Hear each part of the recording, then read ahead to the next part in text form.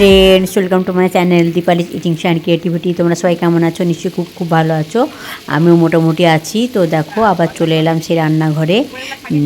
তো এখানে তোমাদের দাদাভাই কিছু গলদা চিংড়ি এনেছিল, তো সেই চিংড়িগুলো আর এর সঙ্গে দেখবে আরেকটা চিংড়ি ছোট ছোট, একটু ছোটো এর থেকে চিংড়ি এনেছিল। তো সেই চিংড়িগুলোকে আমি এখন ভেজে নিচ্ছি। এই চিংড়ি মাছ দিয়েই আমি একটা রান্না করব। তো এই সময় বলে রাখি, পুরনো বন্ধুদের অসংখ্য ধন্যবাদ, তোমরা আমার সঙ্গে আছো, এইভাবে সারা জীবন আমার সঙ্গে থেকো। আর নতুন বন্ধুদের বলছি, যারা আমার চ্যানেলটা ভিজিট করতে আসছো তারা আমার চ্যানেলটাকে সাবস্ক্রাইব করে থেকে যেও। আর বেল আইকনটা অবশ্যই ক্লিক করে দিও, যাতে আমার ভিডিওগুলো দেওয়ার সঙ্গে সঙ্গে তার নোটিফিকেশান তোমাদের কাছে চলে যায়। তোমরা আমার সঙ্গে থাকো, আমিও সারা জীবন তোমাদের সঙ্গে আছি। তোমরা কিন্তু অবশ্যই একটা মিষ্টি কমেন্ট করো। কমেন্ট পড়তেও আমার ভালো লাগে, আর কমেন্ট ধরে ধরে তোমাদের কাছে যেতেও আমার খুব ভালো লাগে। আর অবশ্যই একটা লাইক দিয়ে দেখো। আর ভিডিওটা অবশ্যই ছোট হবে, পুরোটাই দেখো, কেউ কিন্তু স্কিপ করে দেখো না। আর রান্নাটা যেহেতু আমি পরে ভয়েস দিচ্ছি, তাই বলতে পারছি খুবই সুন্দর হয়েছিল খেতে। তোমরা কিন্তু অবশ্যই বানিয়ে খেও। তো দেখো, এখানে আমি নারকেল কুড়ে নিয়েছি, একটা নারকেল কুড়ে নিয়েছি। তো নারকেলটা আমি একটু গরম জল দিয়ে ভিজিয়ে রাখবো এখন। তো সেটাই আমি করছি, দেখো সেটাই, যে নারকেলটাকে আমি কুড়ে নিয়ে জল দিয়ে ভিজিয়ে রাখলাম। এবার আমি মূল রান্নায় চলে যাচ্ছি। তো এখানে কড়াইতে আমি তেল দিয়ে দিলাম। তো এটা আমি সর্ষের তেলেই রান্না করব। তো দিয়ে তেলটা গরম হতে কিন্তু আমি গোটা গরম মশলা, মানে এলাচ, লবঙ্গ এবং দারচিনি দিয়ে দিলাম। গোটা গরম মশলা দিয়ে দিলাম। মশলাগুলো এবারে ভাজা হয়ে গেছে। এবারে দেখো, এতে আমি দিয়ে দেবো একটা পেঁয়াজের কুচি। তো সে তার আগে আমি গরম মশলাগুলো একটু নেড়ে নিচ্ছি, আর একটু অল্প করেও তেলও দিয়ে দিলাম। তো দেখো, এবারে আমি পেঁয়াজ কুচি করে রেখেছিলাম একটা, সেই পেঁয়াজ কুচিটা আমি এর সঙ্গে অ্যাড করে দিলাম। তো এবার পেঁয়াজটাকে আমি কিন্তু লাল লাল করে একটু ভেজে নেবো, যেরকম আমি বরাবর ভাজি, তাই ভেজে নিয়ে আমি রান্নাটা করছি। আর এই সময় বলে রাখি, অবশ্যই কিন্তু রান্নাটা খুবই ভালো হয়েছিল। যেহেতু পরে ভয়েস দিচ্ছি তাই বলতে পারছি। তো তোমরা কিন্তু অবশ্যই একবার বানিয়ে খেও, আর বন্ধুবান্ধব আত্মীয় স্বজনদের সঙ্গে শেয়ার করো, যাতে তারাও এইভাবে একটা রেসিপি বানিয়ে খেতে পারে। তো দেখো, এখানে আমি পরিমাণ মতো লবণটাও দিয়ে দিলাম। দিয়ে এটাকে একটু কষিয়ে নিচ্ছি, দিলে পেঁয়াজটা তাড়াতাড়ি ভাজা হয়ে যাবে। দেখো, পেঁয়াজটা আমার ভাজা হয়ে গেছে। তো আমি একটু হালকা জল এখানে মিশিয়ে দিলাম, যাতে না পুড়ে যায়। তো সেটাই। তো পেঁয়াজটা একটু বেশি ভাজা হয়ে গেছিলো, অল্প বেশি, কারণ ওইটা করতে করতে আমি অন্য একটা কাজ করছিলাম, তাই আমি চট করে একটু জলটা দিয়ে দিলাম। তো এর জন্য কিন্তু রান্নার কোনো অসুবিধে হয়নি। তো এখানে আমি দুরকমভাবে পেঁয়াজ ব্যবহার করছি। কিছুটা পেঁয়াজ আমি দেখলে ভাজার সময় মানে ভেজে দিলাম, মানে ভাজার জন্য দিলাম ফোড়নের সঙ্গে, আর কিছুটা পেঁয়াজ আমি বেটে নিয়েছিলাম। তো সেই পেঁয়াজটাও কিন্তু আমি এখানে অ্যাড করে দিলাম। তো দিয়ে এবারে একটা টমেটো কেটে রেখেছিলাম, তো সেই টমেটোটাও আমি এখানে অ্যাড করে দিলাম। তো দিয়ে এবারে এটাকে আমি পরিমাণ মতো একটু হলুদও দিয়ে দিলাম। এবার কিছু গুঁড়ো মশলা আমি অ্যাড করব। তো দেখো, এখানে আমি ধনে গুঁড়ো দিয়ে দিচ্ছি। তো ধনে গুঁড়োটা দেওয়া হয়ে গেল। এবারে দেখো, আমি এখানে জিরে গুঁড়িটা দিয়ে দিচ্ছি। সব পরিমাণ মতো দিচ্ছি আমি, এই হাফ চামচ বা 1 চামচ বলতে পারো। আর এখানে দিয়ে দিলাম কিছুটা শুকনো লঙ্কার গুঁড়ো। তো ঝালটা যে যার মতো খায়, আমরা খুব একটা বেশি ঝাল খাই না। আর এখানে দেখো, আমি দিয়ে দিলাম কাশ্মীরি লঙ্কার গুঁড়ো।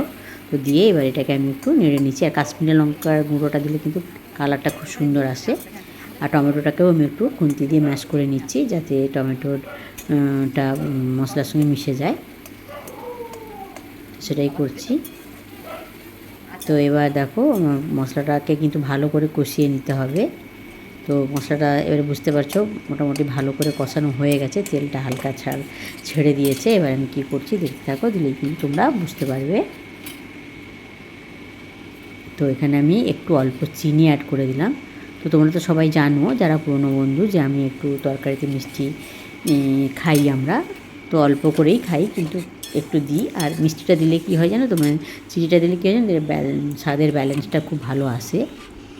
তো দেখো, এখানে আমি নারকেলটা যে ভিজিয়ে রেখেছিলাম গরম জলে, সেটাকে এখন হাত দিয়ে ভালো করে চটকে ওটা থেকে নারকেলের দুধটা বের করে নিচ্ছি। তো এটাকে ভালো করে চেপে চেপেই কিন্তু আমি বের করে নিচ্ছি।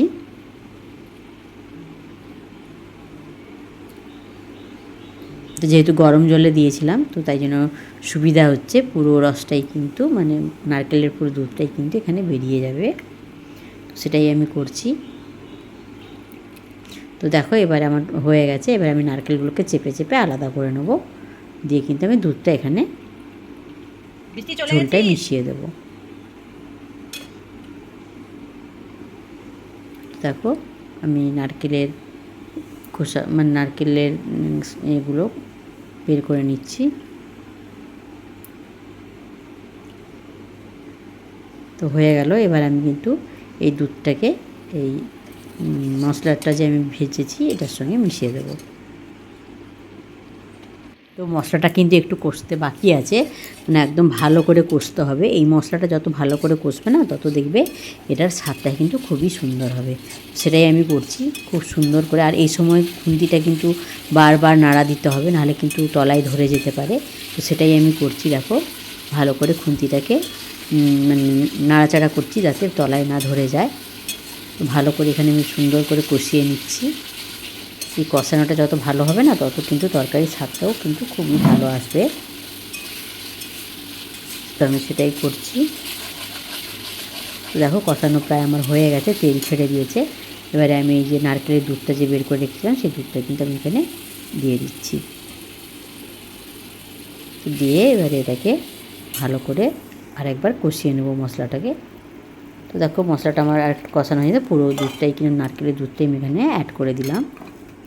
এই সময় গ্যাসটা একটু কমিয়ে দিয়েছিলাম। তো দেখো তারপরে কি করছি বলো তো, ওই যে নারকেলের যে চিবড়াগুলো বের করে রেখেছিলাম, তো ওটাকে নারকেলের আমি এই যে মানে নারকেল দুধটা নিয়ে যে নারকেল কোরানোগুলোকে আমি আলাদা করে রেখেছিলাম, তো তার থেকে কিছুটা নারকেল নিয়ে আমি মিক্সার গ্রাইন্ডারে পেস্ট করে নিয়েছি, দিয়ে দিয়েছি। এতে কী হবে, নারকেলের যে এই যে তরকারিটার যে গ্রেভিটা সেটা ঘন হবে আর নারকেলের স্বাদটা আরও ভালো করে আসবে। তো তোমরা যদি রান্না করো তোমরা কিন্তু এইভাবে নারকেলের শাঁসটাকেও কিন্তু মানে গ্রাইন্ডারে ব্লেন্ড করে দিয়ে দিও। তো আমি এটা দিয়েছিলাম বলে আমার তরকারির স্বাদটা কিন্তু আরও সুন্দর বেড়ে গেছিলো। তো তোমাদের সঙ্গে কথা বলতে বলতে দেখো আমি এই যে মাছের ভাজাগুলো আমি এতে অ্যাড করে দিলাম, তো একটু ঢাকা চাপা দিয়ে দিলাম।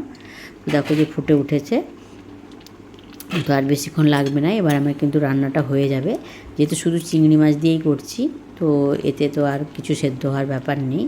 আর এইসব চিংড়ি মাছ, ডিম, মাংস এগুলো মানে চিংড়ি মাছ, ডিম এগুলো তো বেশি রান্না করতে নেই, তো সেই জন্য আর রান্নাটা আমার প্রায় কমপ্লিট হয়ে। এই সময় আমি একটা কাঁচা লঙ্কা দুটো চিড়ে রেখেছিলাম, সেই দুটো কাঁচা লঙ্কাও আমি এখানে অ্যাড করে দিলাম। তো দেখো পুরো মাছগুলোকে আমি কিন্তু গ্রেভির সঙ্গে মিশিয়ে দিয়েছি। তোমার রান্নাটা কমপ্লিট। এবার আমি গ্যাসটা অফ করে দিলাম। এবার তোমাদেরকে আমি কাছ থেকে যেমন প্রত্যেকটা ভিডিওতে দেখাই সেটাই দেখিয়ে দিচ্ছি। তো কিন্তু আরেকটা জিনিস বাকি রয়ে গেছিলো, সেটা আমি আবার দেখাচ্ছি, তোমরা দেখতে থাকো, সেসব বুঝতে পারবে। তো দেখো এই যে আমি যে দুধ গরম করেছিলাম, আমাদের এমনি নর্মাল যে প্যাকেট দুধ আসে, তো তার শটটাকে তুলে রেখেছিলাম। তো আমার কাছে ক্রিম ছিল না, তো আমি সেটাকে ভালো করে হাত দিয়ে ম্যাশ করে নিয়েছি, দিয়ে দেখো এর উপরে ছড়িয়ে দিলাম। তো এটা ক্রিমেরই কাজ করবে, তো ক্রিমের থেকেও কিন্তু এর স্বাদটা আরও বেশি ভালো আসবে। তো দেখো দেখতে সুন্দর হয়েছে না? হ্যাঁ, যেমন সুন্দর দেখতে হয়েছিল না, খেতেও কিন্তু তার থেকেও বেশি ভালো হয়েছিল। তো তোমরা কিন্তু অবশ্যই রান্না করে দেখো। ওই যে চিংড়ি মাছের মালাইকারিটা করলাম, তো সেই মালাইকারিটা এখন আমি আমার মেয়েকে দিয়ে দিচ্ছি, ও খেয়ে বলবে কেমন হয়েছে। ওটা নিবি না এটা নিবি? না না ঠিক আছে।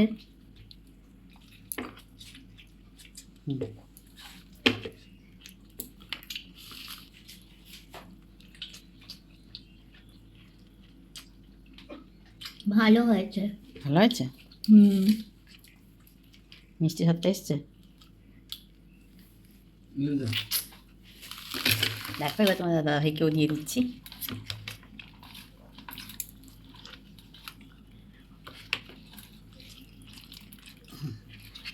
খেয়ে বলো কেমন হয়েছে। খাও আগে মাছটা। কেমন হয়েছে? কেমন হয়েছে গো? না ভালো হয়ে যাবো। ভালো হয়েছে মনে না? তো বন্ধুরা দেখলে ওই যে নারকেল দিয়ে চিংড়ি মাছটা রান্না করলাম, তো ওটা তোমাদের দাদা ভাই আর মেয়ে খেয়ে বলে দিল ভালো হয়েছে। তো সত্যিই খুব ভালো হয়েছিল, কেননা আমি যেহেতু পরে ভয়েস দিচ্ছি তাই বলতে পারছি। তোমরাও কিন্তু অবশ্যই এইভাবে একটা রান্না করে খেও। সবাই খুব খুব খুব ভালো থেকো, সুস্থ থেকো, সাবধানে থেকো, আর আমার সঙ্গে থেকো। আমি সবসময় তোমাদের সঙ্গে আছি। Good afternoon, by.